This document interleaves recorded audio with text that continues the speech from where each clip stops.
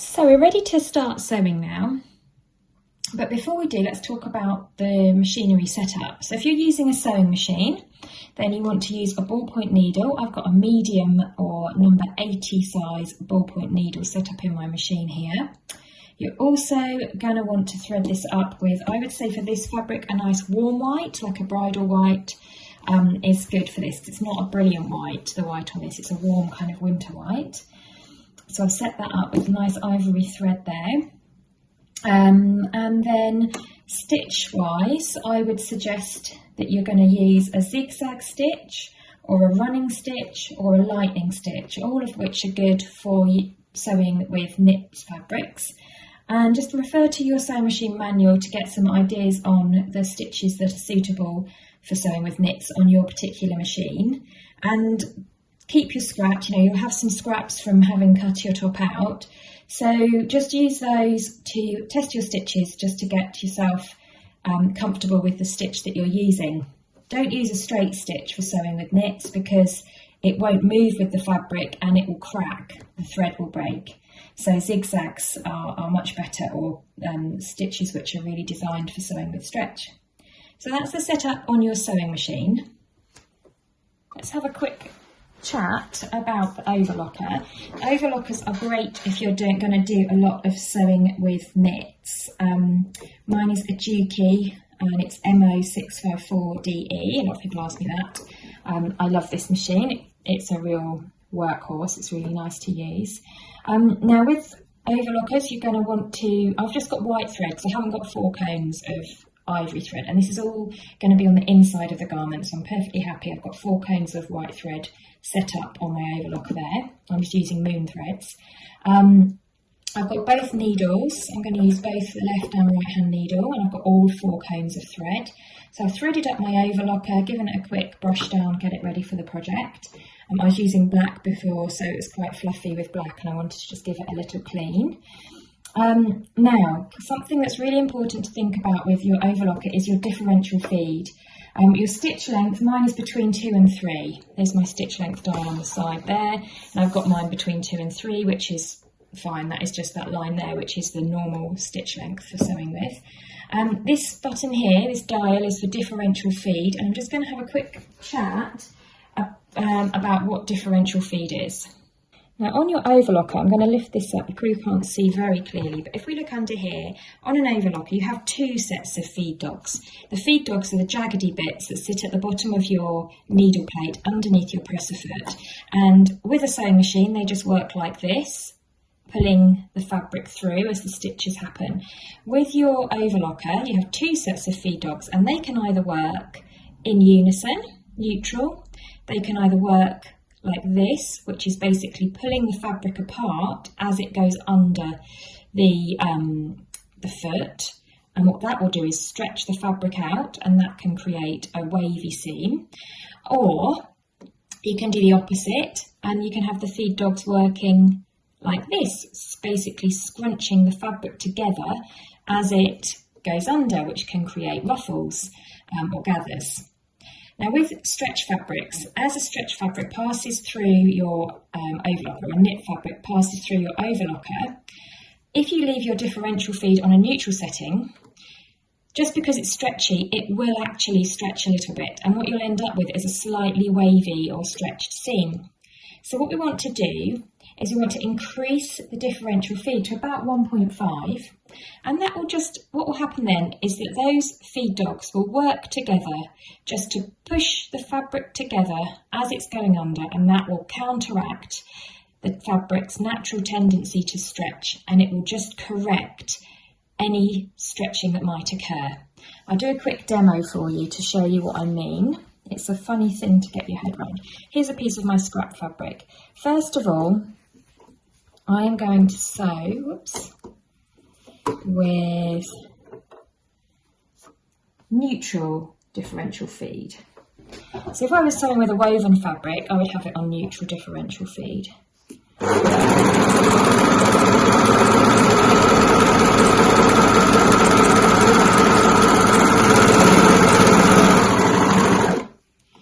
Now can you see how, as the knit fabric has gone through the machine, stretching has occurred, and what should be a straight line is now a curved line, and if I try and straighten that line out, I get a wobble. Not good, right? You don't want your seams to look like that. So let's now show you what difference the differential feed can make, and if you're going to buy an overlocker, do make sure that you get one with differential feed.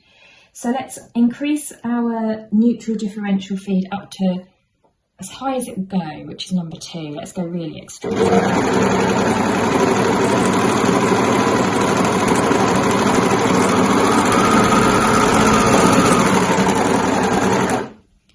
Now, can you see how that is now straight, but it's almost, if you look closely, look where this shows up, it's almost gathering, it's almost creating a few little gathers there, and it's almost started to curve it in the opposite direction. It's almost like it's scrunching it together too much. It's much better, but it's not quite there yet. Let's put it onto 1.5, and this is what you should do at home, and just have a little play around with your differential feed until you get it perfectly straight.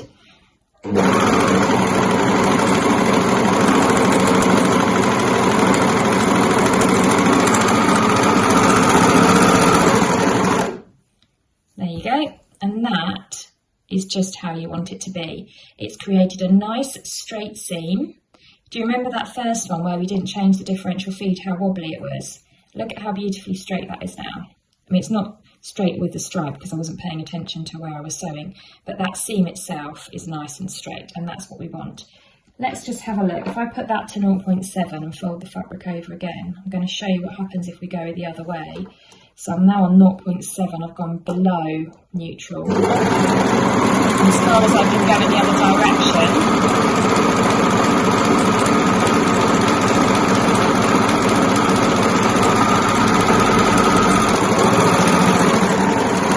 and look at the difference, just look at that wibbly wobbly. I mean, if you wanted to create a lovely ruffle, you know, you could use that feature, but look at how much that seam has stretched. It's not straight at all compared with this one here. So I know from doing that I want my differential feed to be on 1.5. And that's, generally speaking, 1.5 is what I would use with all of my stretch knits.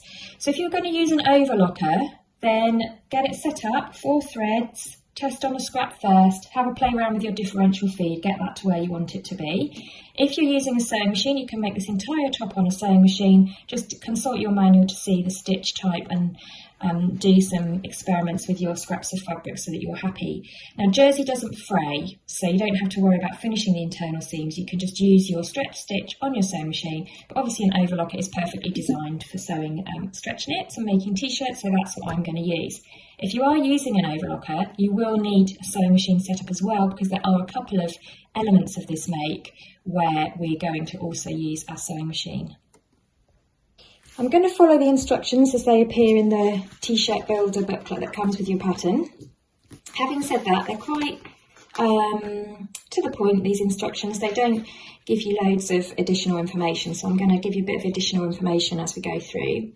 The seam allowance on this pattern is 1/4 inch or 7mm seam allowance, and that's something to really bear in mind because we're probably used to sewing with a 1 or 1.5cm seam allowance, but the seam allowance on this pattern is 7mm, which is ideal for using an overlocker because that's your typical overlocker stitch width. If you're using a sewing machine, just, you line up the edge, your raw edges, with your 7mm roughly on your needle plate. Most needle plates just have a 10mm, so you're just going to need to maybe start off by drawing a little line at 7mm with chalk on where you're beginning your seam, and then try and continue the same throughout. But you just want to be just under a centimetre there. So it's worth remembering that this pattern actually includes a 7mm seam allowance.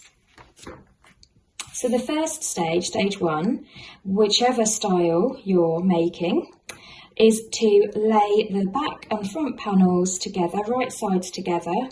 They say in here RSF, right sides facing. RST would mean right sides together, it's the same thing. So we're going to put the back and front together, and we're just going to sew along the shoulder seams first. There's the back of my top, here's the front, and you can see that it's already wanting to curl, which is typical for jersey. It wants to curl up all the time. A bit like me after 8 o'clock, quite fancy curling up. So I'm just going to, these are right sides together, I'm just going to match up those shoulder seams. With overlocker, I like to use wonder clips. I don't like to ever get pins anywhere near my overlocker, because if one falls in and you break a needle or something like that, it's just, ugh, don't want that happening. Wonder clips are nice and safe with an overlocker, worth having, I think.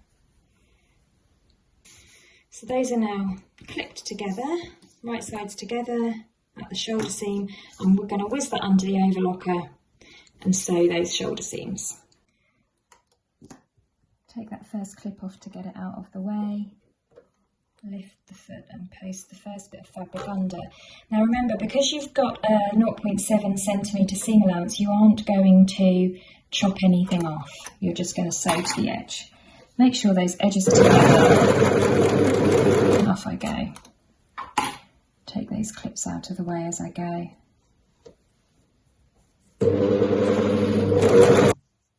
And there's my two shoulder seams overlocked together, and then just like you would with any other project, have your iron set up, and what I'm going to do now is I'm just going to press those seams towards the back, and you can see the back neck is obviously a different, shallower scoop to the front neck. So I'm just going to press those. It's always good to press every single seam in between sewing. You'll get a really nice neat finish at the end. Press those seams towards the back. Next thing I want to do is the neckband. Now, if you're making the boat neck version of this, you'll just have a shallow, wide scoop with a little bit that comes up like this. You're not going to use a neckband if you're doing the boat neck version. You're just going to fold it in and top stitch around there. For every other style, whether you're doing a V-neck or a scoop or a O-neck, you are going to use your neckband piece that you cut. So that's what I'm going to talk you through next. Move my top out of the way. Okay, so I've got my my neckband here. I'm going to fold it together, right sides together. It wants to curl up even more, like a little curly caterpillar.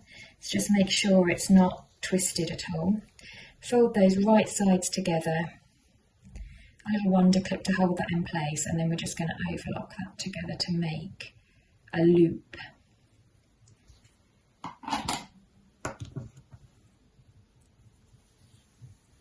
Like so. Okay, so right sides together, sew along there, give it a press, and then you've got a nice loop. Once you have sewn your loop together, either sewn or overlocked it together, what you want to then do is press that seam allowance to one side, and then over at your ironing board you want to press this entire hoop in half. So you will end up with this, and you're going to press it in half with that wrong side inside, so you're going to look at the right side and you want the raw edges matching, and as I've gone round and pressed it, I've just matched up the stripes as I've gone. So I've now got my neckband. Grab your chalk pen, and where you've got that seam there, you're going to put that at the centre back. Fold this in half, and then just on the inside, I'm just going to put a little chalk mark there, just to sort of mark that halfway point. This is going to help you, sorry, I didn't know if you said that's to mark the halfway point there, and this is going to help you match up your neckband successfully with your top. So grab your top. This is the same whichever neckline you're doing, it's the same. Obviously the size of your band will be a bit bigger if you're doing the a deeper scoop. So we now need to find the centre back point. So what I want to do is take those shoulder seams, just fold them in half so that they're matching, and then match up those raw edges. And then again, I put a little chalk mark at that halfway point there, just on the inside. Do the same at the front. Match up the shoulder seams. And when you're doing this, try not to stretch your fabric at all. Try and keep it nice and relaxed. Did that show up?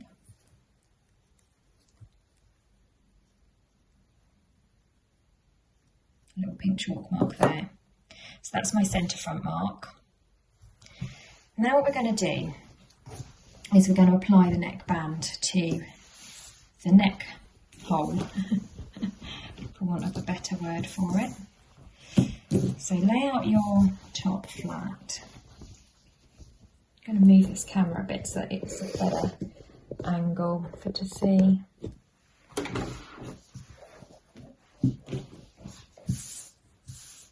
There's the hole for my neckline. What we're going to do is we're just going to pin our neckband all the way around. So the first thing that I'll do is I will match that centre back notch and the centre back seam. So where I did my join, I will match that with that little pink notch that I made there. That's my centre back, and I shall put a pin. Now I'm putting the raw edges matching, so this band is coming to the outside like this. You don't want it like that, you want it like that. Oh, what happened there, pin? Didn't put it all the way through.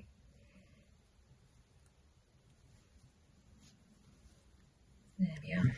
Okay, so then I'm going to then match that pink mark with my pink mark that I made here. You could mark with pins if you don't want to use chalk, or with heat erasable pen or what have you.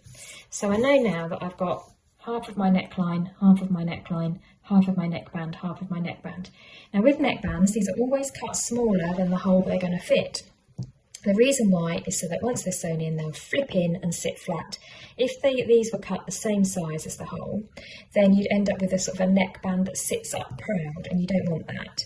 So the next job is a bit fiddly, but what we're going to do, this is probably the most trickiest part of the make, is we're just going to walk this neckband around this neck hole, putting pins in at quite regular intervals and distributing the neckband evenly. You're almost going to have to sort of stretch the neckband a little bit as you go and put those pins in, but you want that amount of stretch to be even throughout, and then what will happen is you'll have a nice neckband that will sit nice and flat. So we're going to do this with pins, and then what we're going to do, I like to do this extra stage of making sure it's all going to look really, really gorgeous, because obviously this is flat bang at the front of your t-shirt, isn't it? So it's like not like a hem that no one's going to see because you can tuck it in. This is going to be on show, so it's worth spending a little bit of time on it, getting it right. And what we're going to do is I'm actually going to just sew it on the machine first with a really long stitch, check that I like it, and if I don't like it, it's going to be super easy to unpick that really long stitch. If I went straight over to my overlocker, well, goodness me, can you imagine unpicking, overlocking? No thank you, can't even go there. So this is going to be a bit of a fiddly round. You're going to just sort of get a feel for how much you're going to need to stretch this neckband onto your, so at each interval you should have a bit of a bagginess in your actual neckline of your top compared with your band that you're going to want to stretch in, so it'll feel like it doesn't fit. Don't worry, it will do. Just keep walking on round and putting it in place. Make sure that your shoulder seam allowance is pressed to the back when you pin it. If I'm talking funny, it's I've got a pin in my mouth. That's what your mouth is for, holding pins and drinking tea. So I'm going to continue to do this, and then I'll come back and show you when I'm done. There you go. So that's now pinned in place. The raw edges on the inside are matching. I've got loads of pins, and I've got an equal sort of amount of where I'm stretching the neckband onto the top in between each one. So that should be nice and even. And this should take you a little while to do. You know, you're going to be going back and forth, redistributing the fullness as you go. So, you know, put the radio on when you're doing that. You should be able to listen to at least 2 songs and maybe even an ad break before you're finished. So take your time on that one. So I'm on my sewing machine. I've taken my free arm off so that I can slot the neckline underneath like this. I'll start at a shoulder seam, I think. And all I'm going to do is just baste everything in place. Take that pin out because it's sort of getting in the way. Match that raw edge up again, foot down, and I'm just going to baste quite near to the edge because I've only got a narrow seam allowance in any case. So I will just use the edge of the foot and go along there. I'm going to look at I've placed it on my machine, so I'm looking at the top side, not the band side, and that is so that I can see to stretch that in without getting wrinkles. So I'm on a basting stitch, which is a straight stitch length 5, so it's going to sew quickly, and I'm just right on the edge and I'm stretching the neckband underneath as I go, just to make sure I don't get any wrinkles. And I think this is so much easier than going straight over to your overlocker and trying to manage this. And also, I mean, if you're sewing your top on a sewing machine, then you could go straight to your zigzag running or lightning stitch, but of course they're so much more tricky to unpick if it's not right. So I think by doing this, you're kind of giving yourself that chance to check everything's okay, and if it's not, it's easy to correct. It might take a couple of attempts, you know, you might look at it and think, actually, that's not sitting quite flat. I'm going to unpick and go again. Obviously, you don't really want that because you're going to stretch your fabric each time, but it just gives you a little bit of leeway. And you can change your thread to a bright colour so it's easy to identify when you're unpicking as well if you want. I'm going to leave these stitches in because I'm going to overlock over the top of them. So I'm using my ivory one. This is how I've done it before and it's kind of worked out okay. So,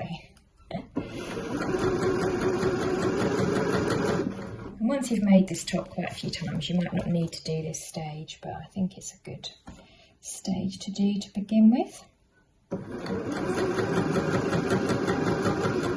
And the other thing, of course, is that I wouldn't want to put pins anywhere near my overlocker. Making sure that that seam is pressing back towards the back of the neck. Round I come to this sort of slightly shallower curve at the back neck there. Just sewing fairly slowly.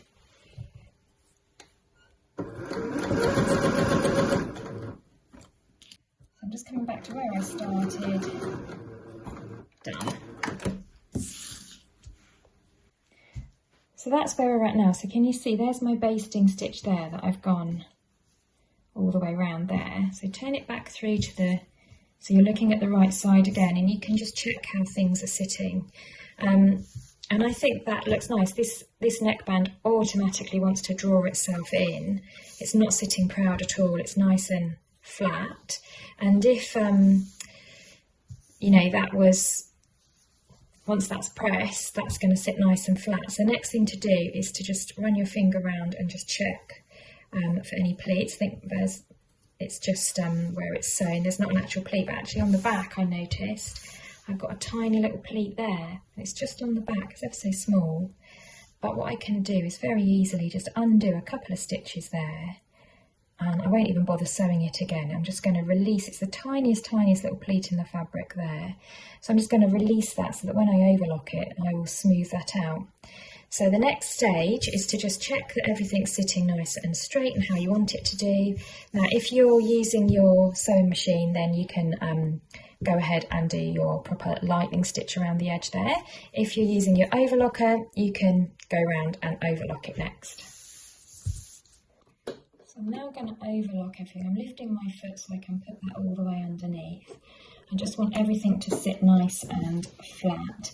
Be careful with this stage now that nothing is accidentally folding itself up underneath, because once overlocked and that knife has been anywhere near it, if you accidentally, for example, had some of this top folded under here, that's the end of your top.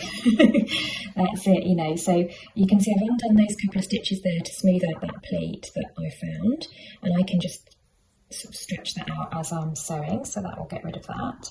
I'm just going to nice and easily sew those together. So I'm just making sure I'm going really slowly and I'm checking really regularly. I don't want to cut anything off really, just maybe a couple of bits of fluff. And I just want that to sit nice and flat. Going back down to where I started now.